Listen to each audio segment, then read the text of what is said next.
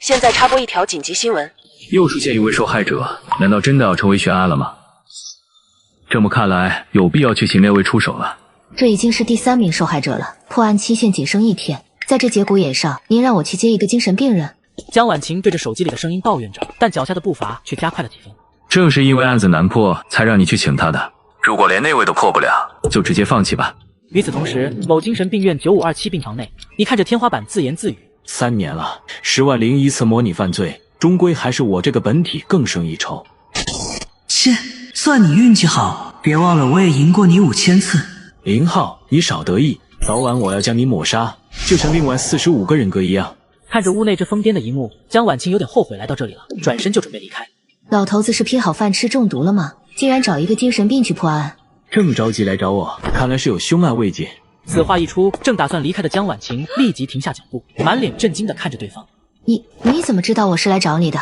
步伐着急却不失洞察力，右手虎口有老茧，而且看样子3天没合眼了。除了警署之外，很难有人同时满足这些条件。听着对方的分析，江婉晴不由震惊了起来。天海市刑侦支队江婉晴，确实有个案子需要你协助调查。什么案子？连环杀人案，3名受害者只剩下人皮、骨骼和血肉疑似被溶剂。包皮溶尸，有点意思。简单收拾后，你便跟着江婉晴前往调查。你坐在副驾驶上，翻看着手里的卷宗。这时林浩发现了问题。老大，前面那张照片伤口有问题，这个位置的伤口让我想起了一种剥皮取骨的手法。如果是溶尸，想溶掉那些血肉，反应时间不会太短，刀疤内外侧一定会有痕迹，这太干净了，压根就不是溶尸。看来留着你也不全是坏处。没错，凶手故意营造出溶尸的假象，就是为了误导侦查。听到这话，坐在主驾驶的江婉晴愣住了，她疑惑地说道：这是凶手营造的假象吗？可法医鉴定，受害者表面并没有其他痕迹。如果我没猜错的话，人体当中应该发现了硫磺吧？确实发现了少量硫磺残留，但我们一直不清楚是做什么的。江婉晴猛地一颤，她没想到对方仅凭照片就看出这么多问题，而且还是在没有尸检报告的情况下。照片太模糊了，不好推测行凶方式。走吧，去看看受害者。此时3名受害者摆在不远处，狰狞恐怖，但你却像没感觉一般仔细翻看着。第一具男性，40到50岁之间，死亡时间超过30天，尸体表面多处伤痕，从污垢上看应该是流浪汉。第二具女性，35岁左右，死亡时间超过20天，体表伤痕比第一具尸体少1/3。第3具尸体死亡时间不超过24小时，体表伤痕和第2具差不多，而且更精确。体表有针孔，人体内部窗口经过腐蚀，血液粘稠程度较高，死亡方式是失血过多。搞定，跟预想的差不多。一旁的法医正要上前给你递个口罩，听到你的话，顿时愣在了原地。这就完了，只用了10几秒就说出了我们研讨1个月的结论，这人开挂了吧？刘不达，真的是你？刚才听人说你来了，我还不敢相信。就在这时，刑侦大队长顾海波火急火燎地走到你跟前。你来了就好，目前有什么发现吗？凶手并不是溶尸，而是先进行错骨分筋，然后从头部灌入水银包皮，再敲碎去骨，之后用沉淀流溶解掉水银，再用溶解液体腐蚀，最后用放出来的血液冲洗。旁边的法医听后瞪大了双眼，这种处理方式他们闻所未闻。不仅如此，凶手还给受害者注入了肾上腺素，让受害者在整个过程中都保持清醒。在场几人听后感觉后背一阵发凉，究竟有什么深仇大恨才能做出如此令人发指的行为？能抓到凶手吗？顾海波满脸期待地问道。他相信你既然能发现这些，凭借你的能力，说不定真能破案。我记得第3具尸体是一名老师吧？没错，受害者是一中的数学老师，今天一早在校门口发现的。老大，从3具受害者的痕迹来看，行凶手法有着明显的提升。第1具可能是试验品，后面2具才是真正的目标。关键在于关联性，不愧是输给我5000次的人。关联性？什么关联性？刚才你摸着下巴发呆，冷不丁的一句话让众人一头雾水。第2名死者和第3名死者之间有没有关联？第3起案子刚发生，还没来得及调查，难不成这3者之间还有关联性？准确来说，是后2名受害者有关联性。我想去后2名受害者家里看看，至于找到凶手，小意思。随后几人在顾海波的带领下来到了第2名受害者家里。刚坐下没多久，一名头发花白的中年人便着急地问道：你们抓到凶手了吗？你好，郑先生，我们有些事情想要再核实一下。核实？这都半个多月了，一点线索都没有，凶手还在继续作案。你们警署是干什么吃的？郑先生，我们很理解你的心情，我们警方正在全力破案，争取给你一个交代。顾海波的话刚说到一半，中年男人便转过头不再理会。老大，你看见了吗？墙上挂着一个黑白照片的年轻女孩，似乎是学生，但绝不是死者。这家之前发生过什么事吗？别提了，2个月前他的女儿因为学业压力大跳楼自杀了，这才过去1个月，他老婆又出了这样的事，半个月了一点线索也没有，之前可就没少去局里闹。他女儿是哪个班的？当时确定是自杀后就没再深入调查，需要我帮你问问吗？需要。另外找人查查这人是不是再婚，以及家庭关系的情况。这些跟案子本身没关系吧？难不成你怀疑凶手是他？不是他，先去第3名死者工作的地方看看再说。随后在校方的配合下，教导主任将葛老师的事一一告知。经过一番了解，上一家的信息也传了过来，墙上挂着的是高3、8班的赵婷婷，正中也离过婚，第2名受害者是他第2任妻子。结合这些信息，你问出了关键性的问题。葛老师是不是也兼着高3、8班的数学？没错，之前赵婷婷学习成绩突然下滑，那段时间葛老师没少费心。老大，2个案子的联系冒出来了，一个后妈，一个老师，报复作案没跑了。去查监控，案发前一夜，那姓葛的老师绝对有异常，造成异常的就是凶手。要不要比比看谁先把凶手找出来？男子下班后走在回家的路上，却被拐角处一道声音吸引，好奇的他走进去想要一探究竟，之后就再也隔天，一具尸体被警察发现，死状极其残忍。凶手先是对受害者进行错骨分筋，然后从头部灌入水银包皮，再敲碎去骨。整个过程，受害者被注射肾上腺素，意识清醒，死亡方式为失血过多。此时，你站在监控前，对着保安说道：“快进到8倍速。”在保安错愕的目光中，整个画面像霓虹一样流动起来。停，可以了。你找到线索了？这么快的速度能看清什么？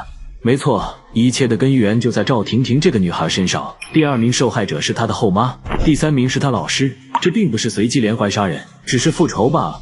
至于凶手，我应该知道他在哪里。此时，一行人来到高3、8班的门口，你拿出一张照片。照片上这个人就是第3排靠窗户那个吧？没错，他叫林岩。你该不会说他就是凶手吧？这绝对不可能，他可是年级前10，怎么可能是杀人犯？我们一直把他当成重点培养对象，一定是你搞错了。到底是不是他？等下课后带过来问问不就清楚了？对此，教导主任也很无奈，只能点头同意。随后，你们便回到办公室等待。你这也太草率了吧！那学生品学兼优，怎么可能会杀人？破案不是靠算命，是靠证据。难不成你又犯病了？先叫来聊聊，就当是正常走访，课间不会造成什么影响的。没一会儿，一个清瘦的男生走了进来，看到房间里的几人，脸上略过一丝诧异，但很快就消失不见了。应该猜到把你叫来是为什么吧？我们都知道了。说完，你就直接拿出手铐铐在了林岩手上。这一幕给几人吓了一跳。顾海波没想到你会这么直接，这时才发现手铐不知道何时到了你手上。你们这是做什么？抓我干什么？男生虽然被铐住，却没有太大反应，反而异常的冷静，有着不属于少年的沉稳。因为你就是凶手。案发前一晚，你在校门口和葛老师说了什么？监控可拍得清清楚楚。你满脸玩味的看着眼前这个男生，林岩愣住了，江婉晴等人也是一愣。监控？开玩笑的吧？那监控的速度能看到什么？而且他是怎么发现了林岩，还看见和葛俊说话？就是打个招呼而已，难道这就能说明我是杀人犯吗？看着一脸冷静的林岩，你有些戏谑的走到对方跟前。晚自习之后，老师先走，从学校到家不过几分钟。你若是不叫住他，恐怕他早就到家了。你再想做些什么，可就来不及了。见完葛俊后，你又返回学校，就是为了制造你跟同学一起出学校的假象。我猜你应该是让他在教师公寓等你吧？被拆穿的林岩脸上依旧沉稳，并没有表现出丝毫的慌张。我在教师公寓租了一间房，走读太远，住校晚上11点熄灯，影响我学习。叫住葛老师，只是有个问题想请教。那介不介意我们去你租的房子看看？随便。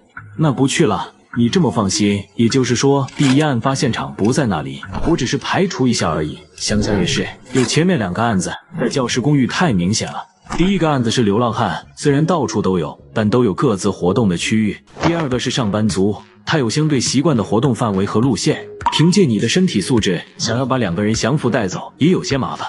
昨天晚上刚发生的那一起，现场不可能来得及收拾，只要把这2部分区域进行交叉，再问一下有没有学生租地下室或者单独的院子，相信找到作案现场是很容易的。听完你的话，林岩的额头不自觉流下一滴汗珠，而林岩的变化也让顾海波警惕起来。微表情可以控制，但身体的自然反应却控制不了。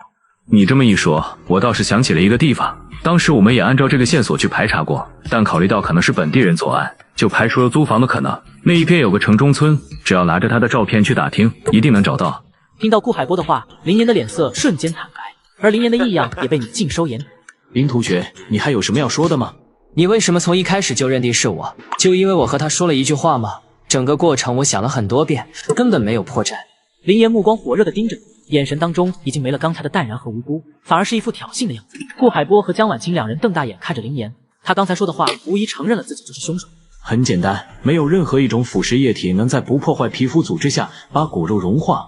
我从一开始就不相信什么溶尸，再加上受害者表面的痕迹，我就猜到了作案手法。第一句是实验，后面2句才是你真正的目标，而他们之间的联系就是赵婷婷。你之所以不愿意去尖子班，也是因为赵婷婷吧？当你说到赵婷婷这个名字的时候，林岩的眼角微微颤动了一下。既然枢纽找到了，就不是随机杀人，一定有杀人动机，而动机就是复仇，为赵婷婷复仇。我虽然不知道她经历了什么，但绝对不会是学业压力大，而且她经历的事情应该跟葛老师有关吧？他们都该死，要不是他们，婷婷就不会死。林岩歇斯底里的呐喊让顾海波和江婉晴一惊，他们正要上前阻止，只见林岩整个人就瘫软的跪在了地上。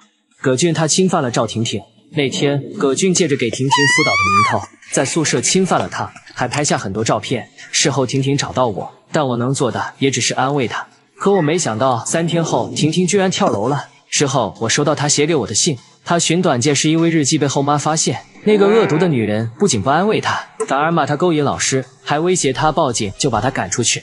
那你可以选择报警啊，为什么要采用这么极端的手段？听到报警2字，林岩发癫般的笑了。我跟婷婷第一次认识，是我无意中遇见她在垃圾桶捡被同学们扔掉的馒头。那个恶毒的女人每个月只给她100块生活费，我带她去报警，告诉警察她被虐待，而警察只是把所谓的监护人叫来，警告几句就完了。那天晚上回去，婷婷被打得浑身是伤，还被赶出家门。你们知道吗？从她找到我的那一刻，我就决定要一辈子守护她，但一切都晚了。既然你们抓住了我，我没什么好说的，我认罪。江婉清有些不敢相信自己的耳朵，他们追查了1个月都没有线索的案子，被一个精神病人几个小时就破了。这就破案了吗？不愧是刘不打，天才和普通人到底还是有难以逾越的鸿沟。就在顾海波准备将林岩带走时，却被你拦了下来。先等一下，你就没有其他要说的吗？该说的我都说了，我认罪。这案子都破了，凶手也承认了，难道还有没交代的事吗？当然有，比如说林岩那个犯罪同伙的身份。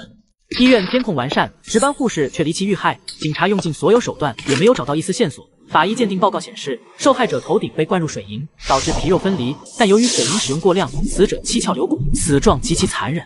4年后，类似案件再次发生，面对凶手，你问道：“说说吧，你的同伙是谁？”听着你的话，众人一脸疑惑。没有同伙，都是我一个人干的，我都认罪了，你还要怎样？看着林岩的过激反应，顾海波瞬间感到不对劲。不对，如果真的没有同伙，林岩应该会和我们一样疑惑，绝不是现在表现出来的激动。你用来包皮的水银是怎么来的？还有用来溶解水银的硫磺溶液，你也弄不到吧？更不用说那些带有腐蚀性的酸性液体和肾上腺素。你一个整天在学校的学生，不可能有途径弄到这些东西。我猜一定有人帮你，而这个人应该是你的化学老师吧？林岩听着你的推理，目光中满是难以置信。对啊，怎么把化学老师给忘了？他们有化学知识，还能接触到化学药品，完全可以配置这些东西。顾海波说完便拨通了电话，对着电话那头的警员吩咐道：“把一中的化学老师带过来。”很快，一个卸了顶的中年人被带了进来。你们抓我干什么？我犯了什么罪？你们凭什么抓我？要想人不知，除非己莫为。林岩，我问你个问题，你是怎么知道水银包皮的具体剂量的？这种包皮的方法，你是从什么地方看见的？面对你的提问，林岩开始回忆起来。我是在婷婷的一本笔记中看到的，里面记录了婷婷想报复那些坏人的方式，所以我才会按照这种方式杀人。我猜笔记上不仅有包皮的方式，还有各种试剂具体的用量吧？你确定那是赵婷婷的字迹吗？不完全是，有些是用报纸和打印纸张粘贴的，但有些字迹确实是她的。你的意思是说，那本笔记不完全是赵婷婷写的？林岩本就聪明，听到江婉晴的提问，也瞬间明白了其中的含义。你不妨想一想，那本笔记是怎么来的？你的提醒瞬间解开林岩心中所有的疑惑。笔记是孙老师给我的，说这是婷婷之前放在他那里的，他没打开看过。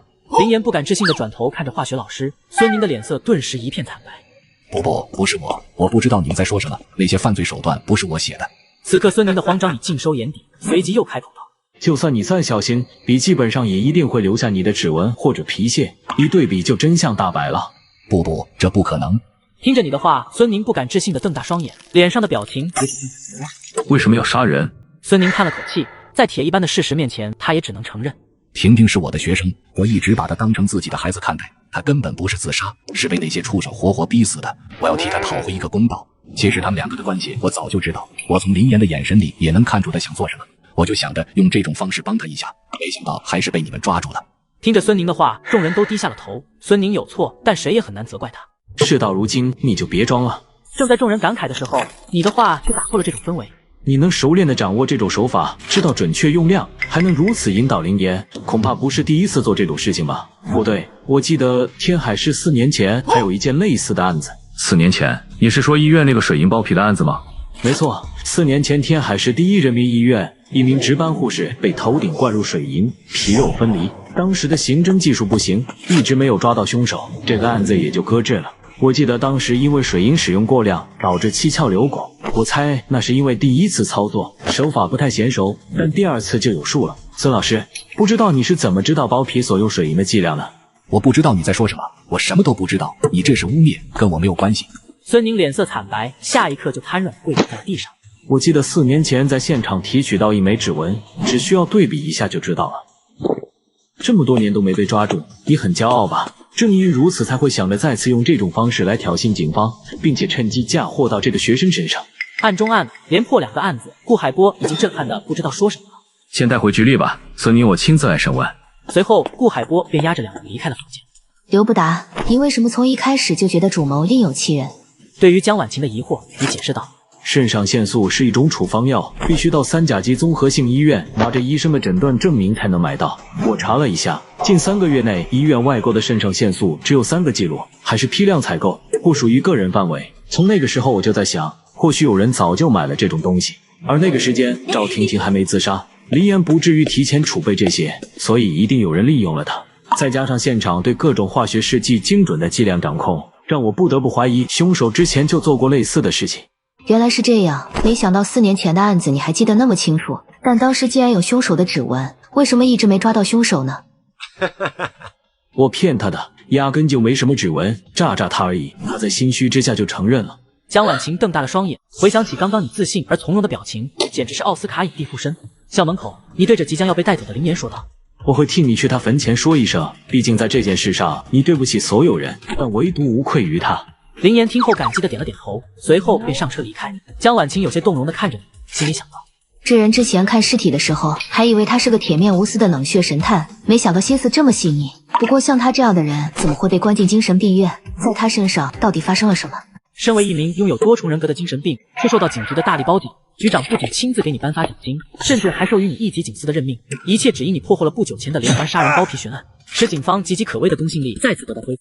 此时，局长办公室内，你一手拿着锦旗，一手拿着装着奖金的信封，被局长赵勇簇拥在了最前面。同志们安静一下，我来宣布一个省厅刚刚发过来的任命。鉴于刘不达在侦破连环包皮杀人案中做出的杰出贡献，特批刘不达档案直调省厅，任命其为省厅第2刑侦支队支队长，授1级警司请衔。在所有人验送的奖金中，你看了一眼任命书，开口道：“赵局，这个任命就算了，省厅我也不打算去。”赵勇眼珠子差点瞪出来，在场所有警员也目瞪口呆地看着你，这可是多少人梦寐以求的机会，你竟然舍得放弃？刘不达，你可要考虑清楚，这可是千载难逢的机会，难不成你不想当警察了？那你以后干什么？还没想好，但这个任命您帮我推了吧，多谢了。1小时后，你谢绝了众人聚餐的挽留，自己从局里走了出来。3年前我做出选择的时候，就知道再也不可能回来了。刘不达，你等等。这时，江婉晴的声音在你身后响起：“你怎么出来了？你可是我接出来的，还帮忙破了这么大的案子，我请你吃饭，总不能拒绝吧？”吃饭吗？以后吧，我打算先去墓地一趟。墓地，我陪你一起。江婉晴这才想起当时你对林岩说的话，敬佩地看了你一眼。破案之后，所有人都沉浸在喜悦中，就连他也快把这件事忘了，你却还记着对林岩的承诺。既然如此，那走吧。这次你没有拒绝，坐在副驾驶上，你心里暗暗思索着。 3年了，没想到天海市变化这么大。虽然有短视频可以了解外面的世界，但亲眼看着熟悉的地方，还是有些感慨。老大，没想到一出来就遇到这种案子，还是外面有意思。不过破这种案子对我们来说太简单了，根本没有挑战性。那还不是3年来跟你没日没夜的模拟，都快成犯罪专家了。老大，你就听我的，咱俩就做黑暗中的惩戒者，把那些坏人统统干掉。法律的惩治对某些畜生来说太轻了。你是在教我做事吗？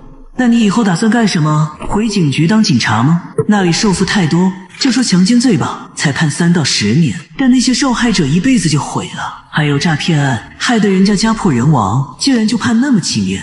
有些人确实是该死，警察惩治不了的，那就我来主持公道。当初辞职的那一刻，你就没打算再回去。如今你打算用自己的方式来守护公平正义。不一会儿，你们便来到赵婷婷的墓地。按照约定，你把整个案子的前后在赵婷婷墓前说了一遍。赵婷婷，你应该会埋怨我抓住了林岩吧？不会的，你在做你应该做的事，忠于法律，严守纪律，秉公执法。江婉晴站在一旁回应着你说的话。或许吧。刘不打，我有个问题想问你：3年前你被誉为最优秀的天才神探，为什么会突然辞职，还住进了精神病院？没什么，得病了就要治。你轻描淡写的回答道，并没有多说什么。可你越是这样，江婉晴就越是好奇，正要继续追问，却突然愣住了。你也感觉到了江婉晴的异样，顺着她的眼神看去，只见不远处一道身影正慌张的逃窜着，肩膀上赫然扛着一条人骨。站住！江婉晴大喊一声，就追了上去。直接追不就行了？吆喝什么？你有些无语，看了看方向，朝反方向抄近路绕去，最后成功把那人堵在一个拐角处。眼前这人衣服脏乱不堪，沾着不少木屑，正死死地抱着一条腿。你看着那人怀里的腿，眉头不由得皱了起来。看样子是一条女性的右腿，切口处还没有结痂。把尸体放下来。江婉晴说着就要上前。你是不是虎？别硬拼，拿着这个。说着，你递给江婉晴一块板砖。江婉晴一愣，还来不及反应，你就一板砖砸到了那人脸。那人惨叫一声，随即倒地不起，怀里的大腿也掉在了地上。江婉晴连忙上前，用手铐住对方。那人回过神来，立刻站起身想逃跑。老实点。你晃了晃手里的板砖吓唬对方，对方这才不敢乱动。刚才谢谢你啊。江婉晴有些后怕，刚才要不是你帮忙，自己就冲上去了，到时候恐怕不仅制服不了眼前这人，估计还要挂彩。警察不能蛮干，要先懂得保护自己。这人一看这精神不太正常，你刚才冲上去，他一定抡着腿招呼你，你是打还是躲？你师傅没教你吗？江婉晴听着你的话，尴尬的笑了笑。我师傅是顾队，他平时太忙，根本顾不上我。其实，在江婉晴内心，多多少少有些看不上顾海波，毕竟他当年以优异的成绩从京都警校毕业。本想去省城，但他父亲不由分说的把他的档案调到了天海市，让他到天海市任职历练。后来经过多次接触，江婉晴觉得顾海波除了经验方面比他丰富之外，在思维和逻辑方面不比他强太多。他虽然尊重顾海波，但从心底里压根不认可这个师傅。他认为只有省厅那些刑侦大佬才能让他学到足够多的东西，但这些想法在遇到你之后就变了。